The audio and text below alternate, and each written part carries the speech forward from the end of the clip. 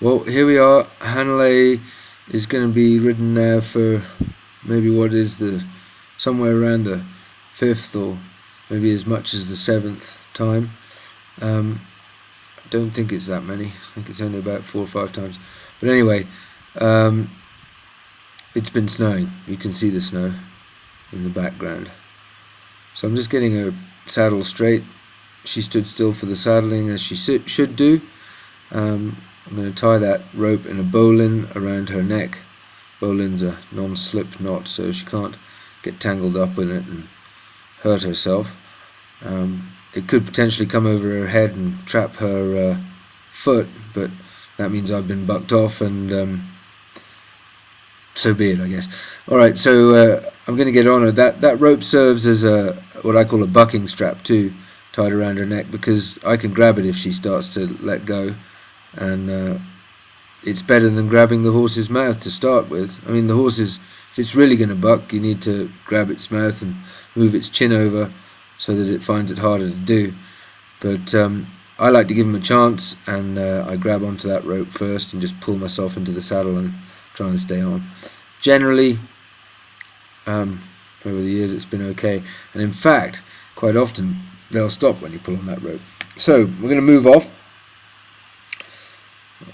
and off we go. She doesn't like that bit in her mouth, so I'm going to spend time just using it.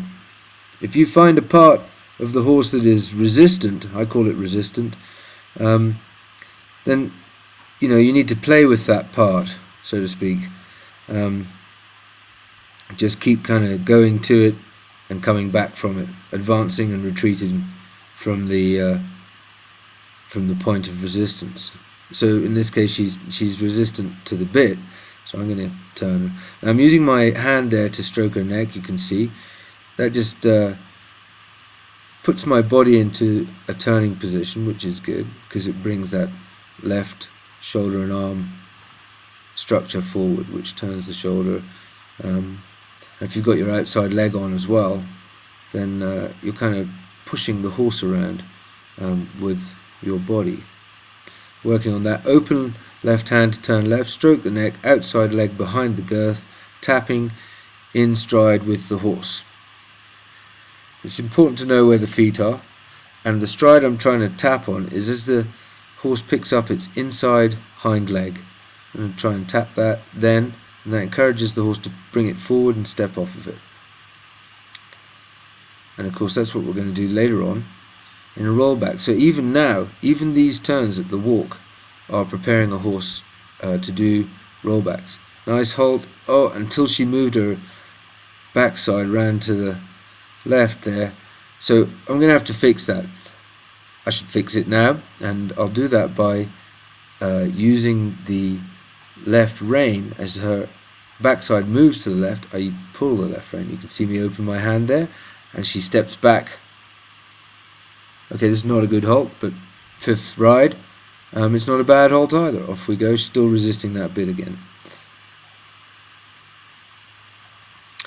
Alright, I had to crop this a little bit, so I've used some sort of fills to try and help with that, so I hope they're not annoying.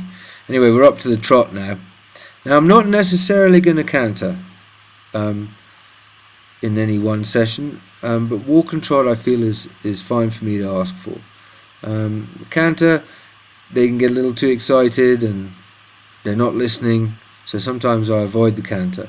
This mare actually has a difficulty going forward, coming off the leg to go forward when I squeeze, so I'm probably going to canter her, try to. I like to start off, every time I halt, I like to start off with a turn. That way I've got the horse's head tipped, I've got its attention, it's not looking at other horses or dogs or whatever hanging around. And that's a nice walk. Open the left hand again. And same on the right, obviously. Open the right hand, stroke with the left hand, and going to the right, the left leg goes behind the girth, the right leg goes on the girth. And we're up into a trot.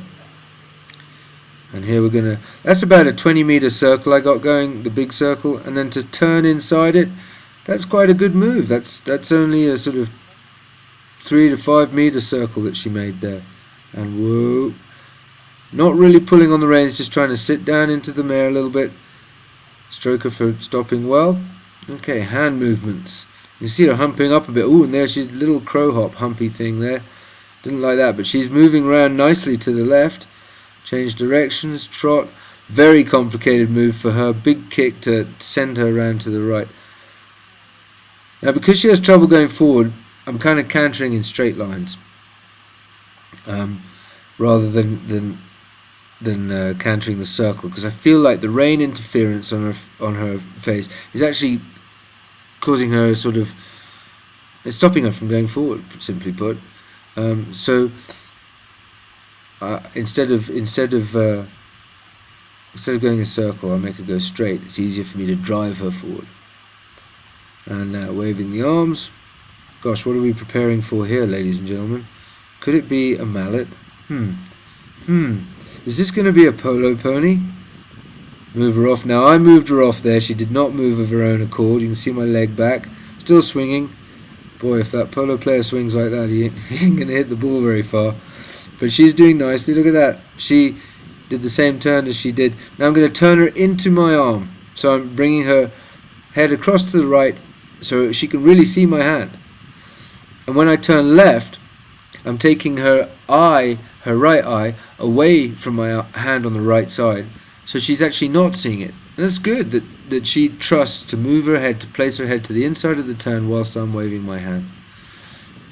So I'm going to do that now to the other side.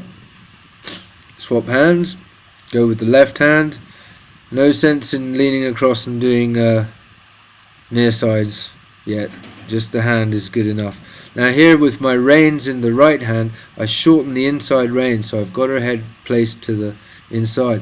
I don't keep a contact, although one wants to keep a contact later on. At the moment, it's not something that I strive for. What I strive for is the horse to find its own way, to say, okay, I'm going to go that way, I'm going to tip my head this way, and I'll keep the bend.